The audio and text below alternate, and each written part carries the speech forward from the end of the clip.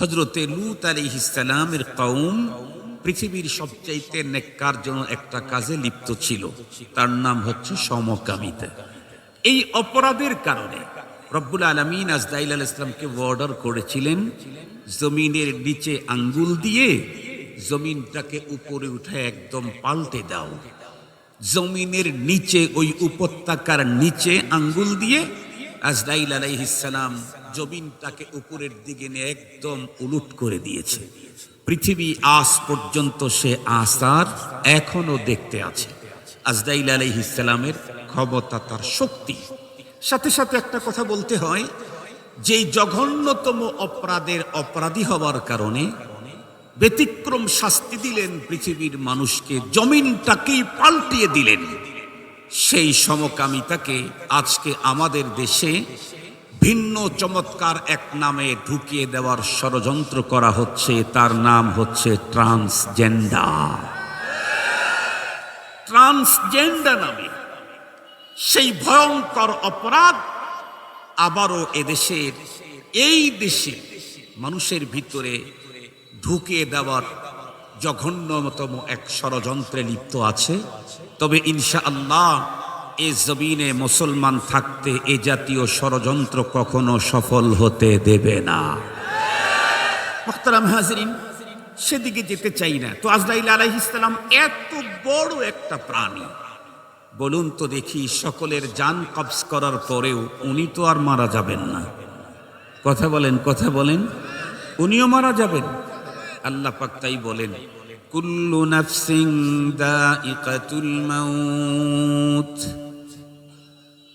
প্রথম মেসেজটাই এমন যে এই পৃথিবীতে আল্লাহকে অস্বীকার করার লোক এসেছে, এখনো আছে, কিন্তু আল্লাহর এই মেসেজকে অস্বীকার করার লোক পৃথিবীতে একটাও ছিল না, এখনো নাই, কিয়ামত পর্যন্ত আসবে না।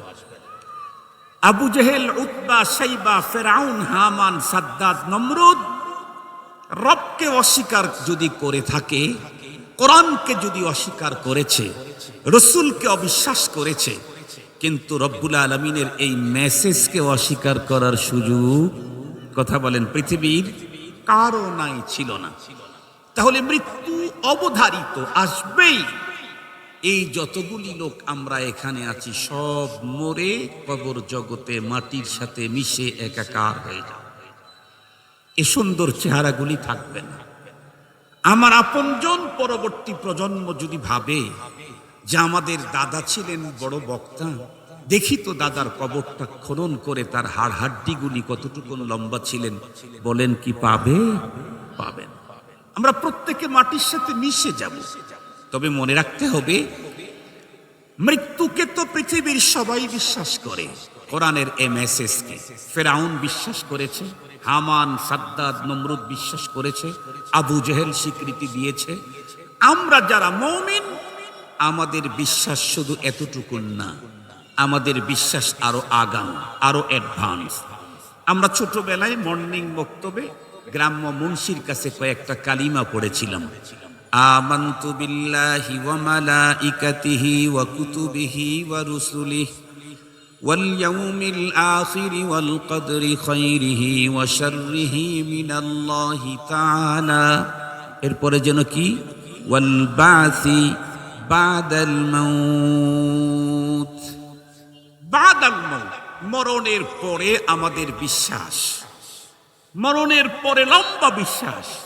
আস-সিরাতু হক ওয়াল জান্নাতু হক ওয়ান নারু হক ওয়াল হাউদু হক ওয়াল হিসাবু হক।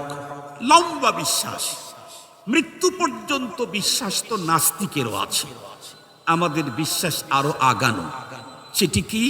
পরপারে রবের সামনে আমাদেরকে দাঁড় হতে হবে। সেদিন কি হবে? আল্লাহ পাকের কোরআনে আল্লাহ এই আয়াতে দ্বিতীয় মেসেজ দিলেন, ওয়া ইন্নাকুম তুওয়াফাউনা উজুরাকুম ইয়াউমাল কিয়ামাহ। দ্বিতীয় মেসেজ হলো, যার প্রাণ আছে, প্রথম মেসেজ তার মরণ আছে।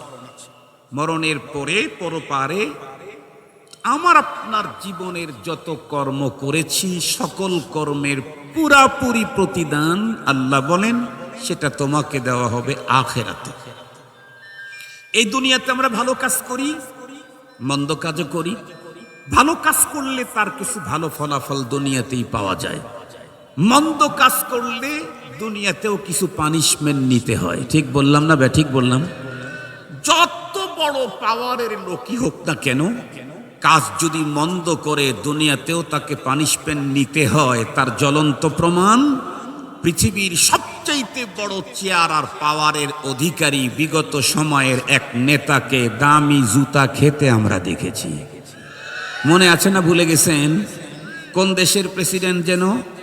আমেরিকার প্রেসিডেন্ট দামি জুতা খেয়েছে। ভালো কাজের প্রতিদান না মন্দ কাজের পানিশমেন্ট? মন্দ কাজের পানিশমেন্ট। এত বড় চেয়ার, এত বড় পাওয়ার, তামাম দুনিয়াকে শাসন করতে চায়, যার মাতব্বরি দুনিয়া মেনে নিয়েছে, তা সেও জুতা খায়। এটা অপকর্মের কারণে। মনে রাখবেন, এই পৃথিবীতে অপকর্মের যত বড় শাস্তিই হোক, জুতা খাওয়া হোক, জুতার মালা গলায় দেওয়া হোক, চুল কাটা হোক, নাক কান মুসলা করে দেওয়া হোক, আল্লাহর কোরআনে বলেন এগুলি অপরাধীদের যে শাস্তি, এটা ফাইনাল শাস্তি না, এটা পরিপূর্ণ শাস্তি না। দুনিয়াতে ভালো কাজের যত প্রতিদান আমরা দেখি, এটা ফাইনাল প্রতিদান না, এটা পরিপূর্ণ প্রতিদান না। পরিপূর্ণ প্রতিদান ভালো কাজ হোক আর মন্দ কাজ হোক দেওয়া হবে কখন? আখিরাতে। আল্লাহ পাক বলেন ওয়া ইন্নাকুম তুওয়াফাউনা উজুরাকুম ইয়াউমাল কিয়ামাহ, পুরোপুরি প্রতিদান তো তোমাকে দেওয়া হবে কিয়ামতের দিন। খুব ভালো করে বুঝবেন, তাহলে দুনিয়াতে যে জুতা খাওয়া হলো, দুনিয়াতে যে জুতার মালা পরা হলো, দুনিয়াতে যে অসম্মানী হলো, রব্বে করিম বলেন وَلَنُذِيقَنَّهُم مِّنَ الْعَذَابِ الْأَدْنَىٰ دُونَ الْعَذَابِ الْأَكْبَرِ لَعَلَّهُمْ يَرْجِعُونَ। আল্লাহ বলেন জুতা খাওয়ার, জুতার মালা গলায় দেওয়া অপরাধের কারণে এটা হলো সিম্পল। কথা বলেন না কেন? এটা সিম্পল। পুরাপুরি পাওনা তোমাকে পরপারে দেওয়া হবে। পরপারের ওই জীবনে, খুব ভালো করে বুঝবেন, পরপারের ওই জীবনে যদি কোনো ব্যক্তি সফলতা অর্জন করতে চায়, তাহলে তাকে ওই জীবনে একটা কাজ করতে হবে। জাহান্নাম থেকে মুক্তি পেয়ে জান্নাতে যে ব্যক্তি ঢুকবে, সেই ব্যক্তি হবে প্রকৃত সফল ইনসান। আল্লাহ পাকের কোরআনে আল্লাহ তৃতীয় নাম্বার মেসেজে বলেন ফামান যুহজিহা আনিন নারি ওয়া উদখিলাল জান্নাতা ফাকাদ ফাজ। পরপারে যে ব্যক্তিটা আমলের প্রতিদান পেয়ে যার ফয়সালা হয়ে গেল এমন যে তুমি জাহান্নাম থেকে মুক্তি পেয়ে গেলে, তুমি এখন জান্নাতে ঢুকে যাও, আল্লাহ পাক বলেন এই লোকটা হলো প্রকৃত সফল কাম। সুবহানাল্লাহ বলবেন কি? তাহলে আমরা প্রত্যেকেই সফল ইনসান, সফল মানব হতে চাই। সফলতার জন্য পৃথিবীর গাড়ি বাড়ি নারী, টাকা পয়সা, অর্থ সম্পদ, বিত্ত বৈভব, চেয়ার পাওয়ার, এগুলি দিয়ে কখনোই প্রকৃত সফলতা অর্জন করা যায় না। প্রকৃত সফলকে যে ব্যক্তি পরপারের জীবনে, ময়দানে মাহশরে, আখিরাতে জাহান্নাম থেকে মুক্তি পেয়ে জান্নাতে ঢুকে পড়বে, সেই লোকটা হলো প্রকৃত সফল। মুহতারাম হাজিরিন, এই সফলতা প্রতিটা মানুষ যাতে অর্জন করতে পারে, জাহান্নাম থেকে যাতে মুক্তি পায়, জান্নাতের ভিতরে ঢোকার যাতে ব্যবস্থা হয়, এই পৃথিবীর মানুষকে জান্নাতের পথ দেখাবার জন্য, জাহান্নাম থেকে রক্ষা করার জন্য রব্বে কারীম পৃথিবীতে দুইটা জিনিস পাঠিয়েছেন। কয়টা জিনিস পাঠিয়েছেন? কথা বলেন। দুইটা জিনিস পাঠিয়েছেন। খুব ভালো করে বুঝবেন, একটা হলো কিতাবুল্লাহ আর একটা হলো রিজালুল্লাহ। দুইটা জিনিস পৃথিবীতে দিয়েছেন। এই দুই জিনিসের মাধ্যমে পৃথিবীর মানুষ পরপারের জীবনের সফলতা অর্জন করতে পারবে। পরপারের সফলতা মরার পরে অর্জন করা যায় না। পরপারের সফলতা দুনিয়া থেকে অর্জন করে নিয়ে যেতে হয়। কথা কি বুঝাইতে পারছি আপনাদেরকে? আমাদের রাসূল বলেছেন আদ-দুনিয়া মাজরাতুল আখিরা, পরপারের সফলতা আমাকে এখান থেকে অর্জন করে যেতে হবে। মুহতারাম হাজিরিন, তো আমি এই পৃথিবী থেকে পরপারের সফলতা অর্জন করব কেমনে? এই পথ পদ্ধতি শিখাবার জন্য রব্বে করিম যুগে যুগেই মানুষদেরকে দুইটা জিনিস দিয়েছেন। একটা হলো কিতাবুল্লাহ, আর একটা হলো রিজালুল্লাহ, যার ধারাবাহিকতায় আমাদের পর্যন্ত এসে দুইটা পেয়েছি। তবে মজার কথা হলো, রব যে দুইটা জিনিস পৃথিবীর মানুষের পরপারের জীবনের চূড়ান্ত সফলতার জন্য দিয়েছেন, সমস্ত যুগে যেটা দিয়েছেন তার চাইতে আমাদেরকে যেটা দিয়েছেন দুইটাই সবচাইতে উন্নতটা দিয়েছেন। সুবহানাল্লাহ বলবেন কি? সবচাইতে উন্নত দিয়েছেন। মূসা আলাইহিস সালামের সময় মানুষদেরকে পরপারের সফলতা অর্জনের জন্য কিতাবুল্লাহ সহিফায়ে মূসা ইব্রাহিম আলাইহিস সালামের সময় সহিফায়ে ইব্রাহিম দিয়েছেন। খুব ভালো করে বুঝবেন। এরপরে রিজালুল্লাহ ইব্রাহিম আলাইহিস সালামকে পাঠিয়েছেন। হযরতে ঈসা পয়গম্বরের সময়, হযরতে মূসা পয়গম্বরের সময় তাওরাত জাবুর দিয়েছেন, কিতাবুল্লাহ দিয়েছেন। সাথে সাথে রিজালুল্লাহ মূসা ঈসা পয়গম্বরকে পাঠিয়েছেন। আর আমাদেরকে মুক্তির জন্য দিয়েছেন কিতাবুল্লাহ কোরআনুল করিম, তার সাথে রিজালুল্লাহ সকল নবীদের নবী মুহাম্মাদুর রাসূলুল্লাহ সাল্লাল্লাহু আলাইহি ওয়াসাল্লাম। বড় মজার কথা, যুগে যুগেই আল্লাহ পাক পৃথিবীর মানুষকে পরপারের জীবনের চূড়ান্ত সফলতা অর্জনের জন্য দুইটা ধারা দুনিয়াতে দিয়েছেন। একটা হলো তার পক্ষ থেকে গাইড, আর একটা হলো সেই গাইডের প্র্যাকটিক্যাল প্রশিক্ষক। গাইড হলো আসমানি গ্রন্থ, যার সংখ্যা 104। প্রশিক্ষক হলেন নবী এবং রসুলগণ। সুবহানাল্লাহ বলবেন কি? সমস্ত গাইডের মধ্যে সবচেয়ে দামি গাইডের নাম, একটু জোরে বলতে হবে, আর একটু জোরে বলেন। সমস্ত প্রশিক্ষকের মধ্যে সবচাইতে দামি প্রশিক্ষকের নাম মুহাম্মাদুর রাসূলুল্লাহ সাল্লাল্লাহু আলাইহি ওয়াসাল্লাম। কি মজার কথা, রব অতীতের উম্মতদেরকেও গাইড দিয়েছেন, কিন্তু আমাদেরকে যেটা দিয়েছেন সেটা সবচাইতে উন্নত। অতীতের উম্মতদেরকে প্রশিক্ষক দিয়েছেন, কিন্তু আমাদেরকে যেটা দেওয়া হয়েছে এটা আরো উন্নত। কত উন্নত? অতীতের প্রশিক্ষকগণও আমাদের প্রশিক্ষকের উম্মত হওয়ার আবেদন আল্লাহর কাছে জমা দিয়েছে। সুবহানাল্লাহি ওয়া বিহামদিহি। তো মুহতারাম হাজিরিন, কয় জিনিস তাহলে এই পৃথিবী থেকে পরপারের চূড়ান্ত সফলতা অর্জনের জন্য রব আমাদেরকে দিয়েছেন দুইটা জিনিস। একটা হলো কিতাবুল্লাহ, আর একটা হলো রিজালুল্লাহ। রাসূল করিম সাল্লাল্লাহু আলাইহি ওয়াসাল্লাম স্পষ্ট এই কথাটাই বলেছেন ভিন্নভাবে। নবীজি বলেন, তারাকতু ফীকুম আমরাইন, আমি তোমাদের মাঝে মহান দুই বস্তু রেখে গেলাম, লান তাদিল্লু মা তামাসসাকতুম বিহিমা, তোমরা কখনোই পথভ্রষ্ট হবে না যতক্ষণ পর্যন্ত এই মহান দুই বস্তুকে ধরে রাখতে পারো, তাহলে তুমি পথভ্রষ্ট হবে না। কি কি? একটা হলো কিতাবুল্লাহ, আর একটা হলো সুন্নতি। একটা হলো আল্লাহর কোরআন, আর একটা হলো আমি রসুলের সুন্নত। সুবহানাল্লাহ বলবেন কি একটু? মুহতারাম হাজিরিন, তাহলে নবীজি নেই, কিন্তু নবীজির প্রশিক্ষণ আমাদের পর্যন্ত আছে না নাই? এটাই হলো সুন্নত, এটাই হলো হাদিস, এটাই হলো হাদিস, এটাই সুন্নত। হাদিস আর সুন্নতের ভিতরে পার্থক্য আছে, ওইটা আমার আজকে বলার কথা না। খুব ভালো করে বুঝবেন। তাহলে পৃথিবীর মানুষ পরপারের চূড়ান্ত সফলতা অর্জনে যেই দুইটা জিনিস লাগবে, তার এক নম্বরে হলো কোরআন। কথা বলেন, এক নম্বরে কি? দুই নম্বরে হলো সুন্নাত হাদিস। ভালো করে বুঝবেন, এই দুইটার কোনো একটাকে বাদ দিয়ে পৃথিবীর কেউ সফলতা অর্জন করতে পারবে না। একটা পাখি উঠতে কয়টা ডানা লাগে? কথা বলেন, কয়টা ডানা লাগে? ডান পাশের ডানাতে শক্তি অনেক বেশি তুলনামূলক বাম পাশের ডানার চেয়ে।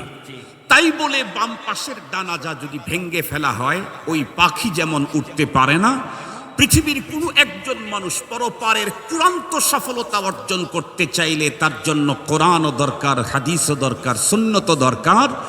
শুধু কোরআনকে ধরবে, হাদিসকে বাদ দিয়ে সেও উড়াল দিয়ে জান্নাত পর্যন্ত যেতে পারে না। সারা দুনিয়াতে এখন পুরফিতান দৌড়, সারা দুনিয়া বর্তমানে পুরফিতান দৌড়। আজকে ফিতনার চূড়ান্ত মুহূর্ত চলছে দুনিয়াতে।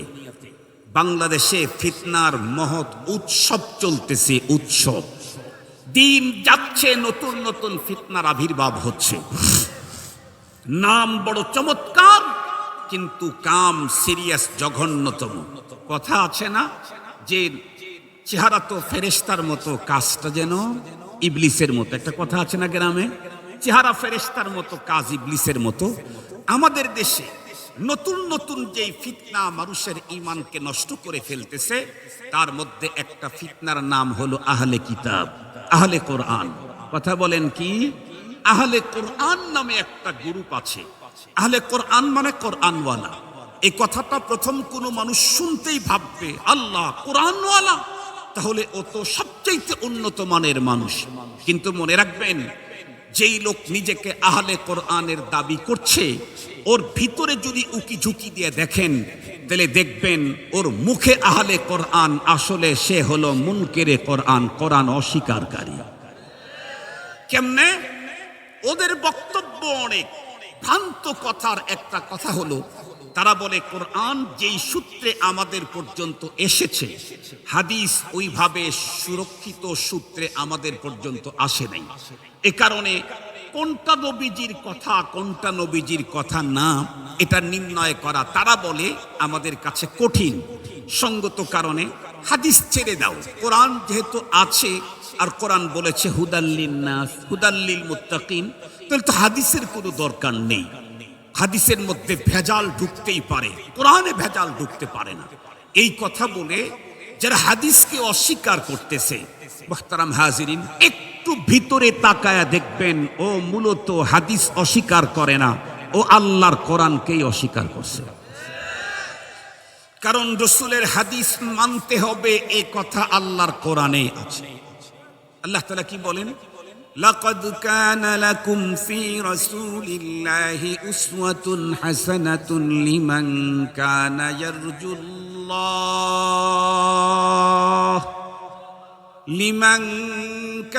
ইয়ারজুল্লাহ ওয়াল ইয়াউমাল আখির ওয়া যাকারাল্লাহা কাসীরা। আল্লাহ পাক স্পষ্ট বলে দিলেন, তোমাদের রাসূলের মধ্যে রয়েছে উত্তম আদর্শ।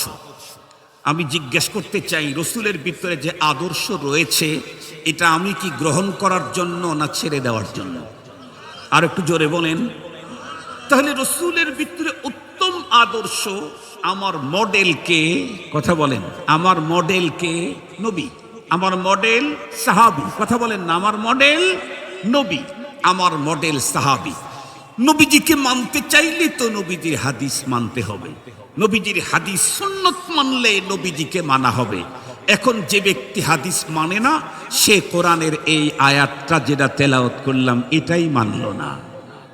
কোরআন শরীফের ভিতরে আল্লাহ তাআলা আরো বলেছেন, কুল ইন কুনতুম তুহিব্বুনাল্লাহা ফাত্তাবিউনি ইউহিব্বুকুমুল্লাহ ওয়া ইয়াগফির লাকুম যুনুবাকুম ওয়াল্লাহু গফুরুর রহিম। আল্লাহ পাক তার রাসূলকে দিয়ে একটা ঘোষণা করায় দিলেন, কুল, ওগো রাসূল, আপনি আমার পক্ষ থেকে ঘোষণা দেন। কি? তোমরা যদি আল্লাহকে মুহাব্বত করতে চাও, তাহলে একটা কাজ করো, আল্লাহই তোমাদেরকে মুহাব্বত করা শুরু করবে। সুবহানাল্লাহ বললেন না? যে বলে, তুমি অমুকের কাছে যাইতে চাইতেছো, একটা কাজ করো, ওই লোকই তোমার কাছে আসবে। এটা একটা চমৎকার কথা না? আল্লাহ পাক বলেন, তোমরা যদি আল্লাহকে মুহাব্বত করতে চাও, একটা কাজ করো, আল্লাহই তোমাকে মুহাব্বত করবেন। সেটি কি? আল্লাহ পাক তার রাসূলকে বলে দিলেন, ফাত্তাবিউনি, আপনি বলেন যে তোমরা আমি রাসূলের অনুকরণ করো। কার অনুকরণ? রাসূলের অনুকরণ করা। এটা কার কথা? কার অর্ডার? কার আদেশ? যারা হাদিস মানে না, তারা রাসূলের অনুকরণ করে না, সুতরাং তারা মুসলমান হতে পারে না। স্পষ্ট কথা। কোরআনে হাকিমের ভিতরে আরো আছে, আতিউল্লাহ ওয়া আতিউর রাসূল ওয়া উলিল আমরি মিনকুম। আল্লাহ পাক এই আয়াতে কি অর্ডার করেছেন? আল্লাহর অনুকরণ, রাসূলের অনুকরণ করো এবং তোমাদের মধ্যে উলুল আমর যারা তাদের অনুকরণ করো। এই অর্ডারটা কোরআনে এসেছে, কোরআনের আয়াত, আল্লাহর অর্ডার। যারা হাদিস মানে না তারা কোরআনের এই আয়াতও মানল না। এজন্য যারা আহলে কোরআন তারা কাফের কাফের কাফের। মনে থাকবে তো আপনাদের? তাহলে কয়টা জিনিস লাগবে যেন? একটা পাখি উঠতে যেমন দুইটা পাখা লাগে, একজন মুমিন এই দুনিয়া থেকে পরপারের সফলতা অর্জন করতে দুইটা জিনিস লাগে, আর এই দুইটা আল্লাহ দুনিয়াতে পাঠিয়ে দিয়েছেন। একটা হলো কিতাবুল্লাহ আর একটা হলো রিজালুল্লাহ। আরো সহজ ভাষায় নবীজির ভাষায় বলি, একটা হলো কিতাব আর একটা হলো নবীজির সুন্নাহ, নবীজির হাদিস। খুব ভালো করে বুঝবেন। আলহামদুলিল্লাহ, আলহামদুলিল্লাহ বলেন না, না বুঝেই জোরে বলেন আলহামদুলিল্লাহ। এতদিন পর্যন্ত হামিউস সুন্নাহ মাদ্রাসায় যেই দুই পাখার উপরে ভর করে পৃথিবীর মানুষ আল্লাহর জান্নাতে উড়ে ঢুকবে, সেই দুইটার কোরআনের শিক্ষা এতদিন পর্যন্ত এখানে হয়েছে। আলহামদুলিল্লাহ এই বছর থেকে দ্বিতীয়টা হাদিসের শিক্ষাও এখানে শুরু হয়ে গেল। আলহামদুলিল্লাহ বলেন। এতদিন পর্যন্ত হাদিসের একটা কিতাব পড়ানো হতো, শুধু মিশকাত শরীফ। আর এই বছর যেই ক্লাসটা খোলা হলো, এটা আমরা জান্নাত পর্যন্ত উড়ে যেতে রব যে দুইটা জিনিস দিয়েছেন তার একটা এতদিন পর্যন্ত এখানে ছিল, সেটা কোরআন। কোরআনের তাফসীর এখানে পড়ানো হতো, কোরআনের তর্জমা এখানে পড়ানো হতো, কোরআনের ব্যাখ্যা এখানে পড়ানো হতো, কোরআনের তিলাওয়াত এখানে পড়ানো হতো। আমরা তো বুক টান করে পৃথিবীকে চ্যালেঞ্জ করতে পারি।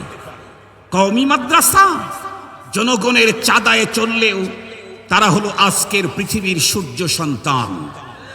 কওমি মাদ্রাসা বিলখুসুস বাংলাদেশের মাদারিসে কওমিয়া এমনই এক প্রোডাকশন তৈরি করছে যা তামাম দুনিয়াকে তাক লাগায়া দিয়েছে। গ্রামগঞ্জের হতদরিদ্রের ঘরের ছোট্ট বাচ্চাটাকে ধরে নিয়ে এসে যেই দুই পাখার উপরে ভর করে আমি জান্নাতে যাব, আল্লাহ পাবো, তার প্রথমটা কোরআন। আর এই কোরআনে পাককে ধরতে চাইলে, অর্জন করতে চাইলে প্রথম দরজাটাই হলো তিলাওয়াত। কোরআনে পাকের তিলাওয়াত হিফজুল কোরআন প্রতিযোগিতায় তামাম দুনিয়াতে প্রতি বছর কয়েকবার করে 70, 80, 90, 100, 108, 10, 12, 16টা রাষ্ট্রের সমন্বিত প্রতিযোগিতা হয়। অধিকাংশ প্রতিযোগিতায় বাংলাদেশের কওমি অঙ্গনের ছেলেরা বিশ্ব সেরা হয়। তো বলতেছিলাম, এতদিন পর্যন্ত যেই দুই ডানার উপরে ভর করে পৃথিবীর মানুষ আল্লাহর জান্নাতে ঢুকবে, একটা ডানা হলো কোরআন আর একটা ডানা হলো সুন্নতে রাসূল। আলহামদুলিল্লাহ বলবেন কি? সেই দুইটার একটা এতদিন পর্যন্ত এখানে তালিম হচ্ছিল। ঢুকতেই কোরআন শরীফের তিলাওয়াত, একটু বড় হলেই তার তর্জমা, আর একটু বড় হলেই তার ব্যাখ্যা এখানে পড়ানো হতো। হাদিসের তেমন কোনো দরস এখানে ছিল না। কুড়িগ্রামের মুসলমানদের অন্তরের আবেদন ছিল, উলামায়ে কেরামের অন্তরের আবেদন ছিল।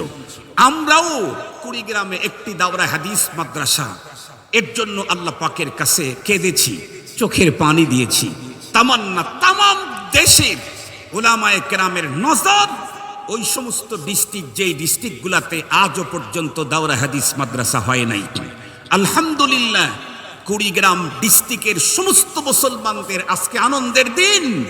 যেই দুই ডানার উপরে ভর করে দুনিয়ার মানুষ আল্লাহর জান্নাতে যাবে, তার দ্বিতীয় ডানাটা আজকে এখানে শুরু হয়ে গেছে। বুখারী শরীফ সহ সিহাহে সিত্তার 6টা সহ অনেকগুলি কিতাবের দর্স শিক্ষা আলহামদুলিল্লাহ এখানে হবে। শুধু 6টা সহিহ হাদিসের কিতাব পড়ানো হবে না, ওর সাথে আরো অনেক কিতাব পড়ানো হবে। মুয়াত্তাইন এখানে পড়া হবে, তার শরহ মানিল আসার এখানে পড়ানো হবে, কত কিতাবই হাদিসের এখানে পড়ানো হবে। মুহতারাম হাজিরিন, তার মানে হলো রব্বুল আলামিন পৃথিবীর মানুষকে পরপারিন চূড়ান্ত সফলতার যেই দুইটা ধারা আমাদেরকে দিয়েছিলেন, সেই দুইটা ধারার দোনোটাই এখন হামিউস সুন্নাহ মাদ্রাসায় হাজির। আলহামদুলিল্লাহ বলেন, আলহামদুলিল্লাহ বলেন।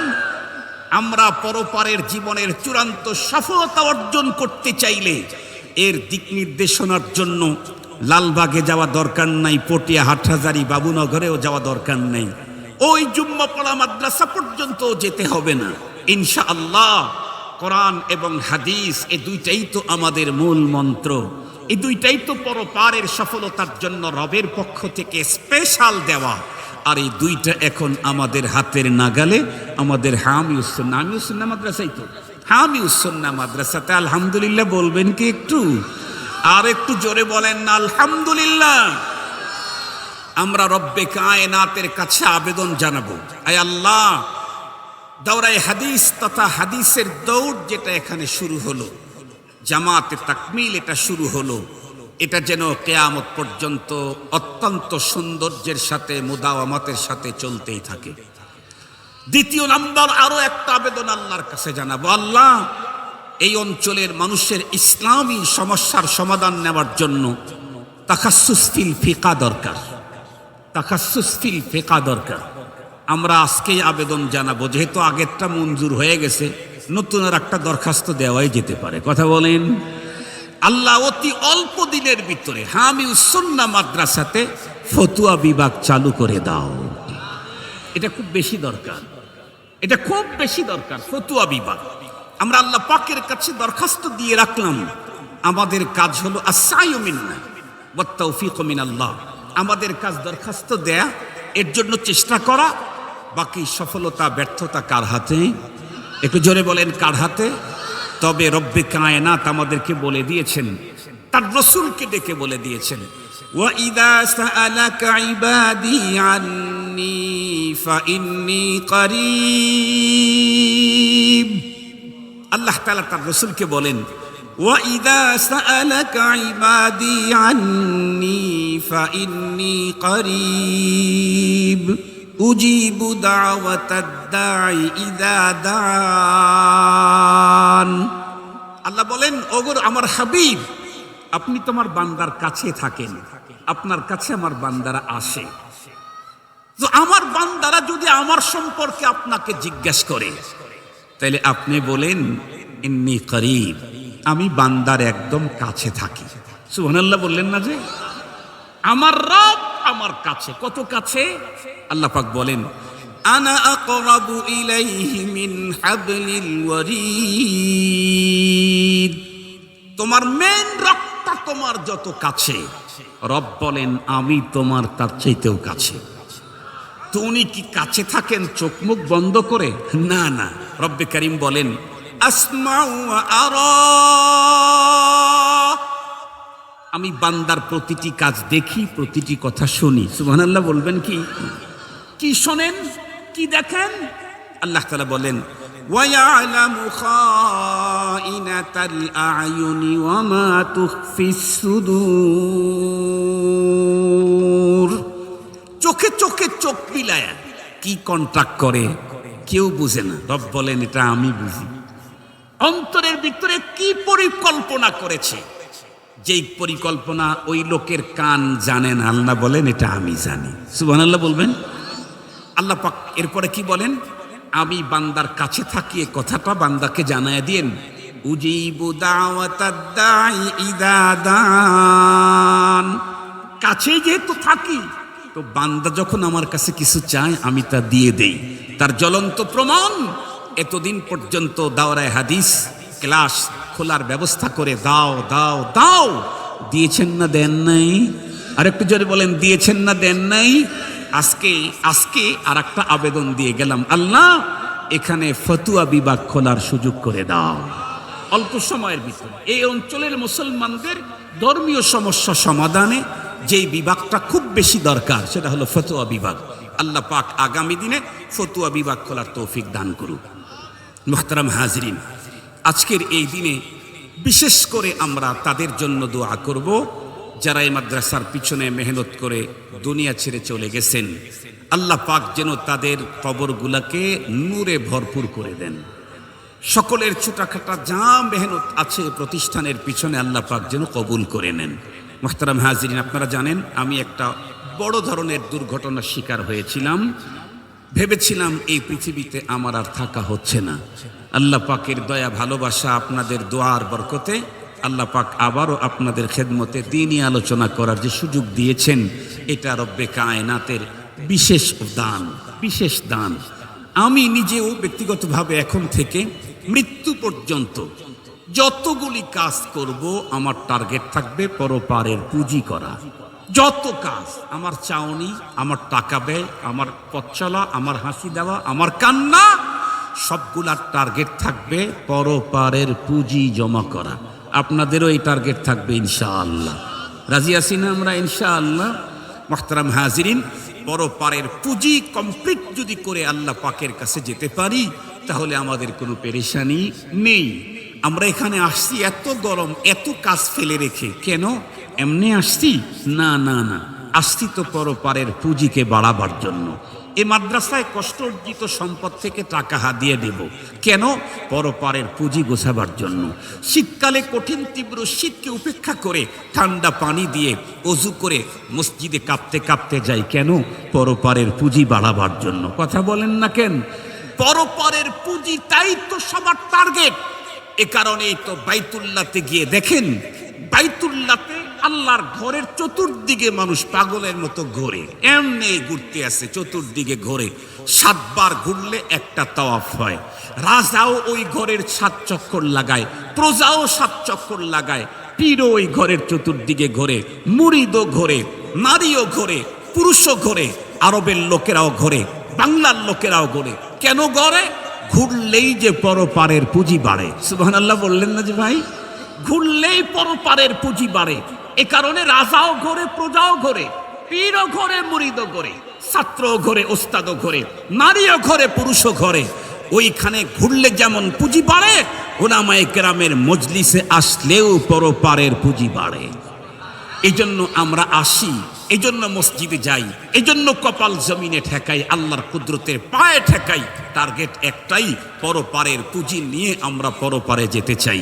আল্লাহ পাক আমাদের সকলকে বাকি জীবন পরপারের পুঁজি করে আল্লাহ তাআলা দুনিয়া থেকে জান্নাতি হয়ে বিদায় নেওয়ার তৌফিক দান করুক। আল্লাহ পাকের রসুল তাই বলেছেন, আল কাইয়িস মান দানা নাফসাহু ওয়া আমিলা লিমা বাদাল মাউত। সবচেয়ে বড় বুদ্ধিমান তো ওই ব্যক্তি যে দুনিয়া থাকতেই পরপারের পুঁজি করে।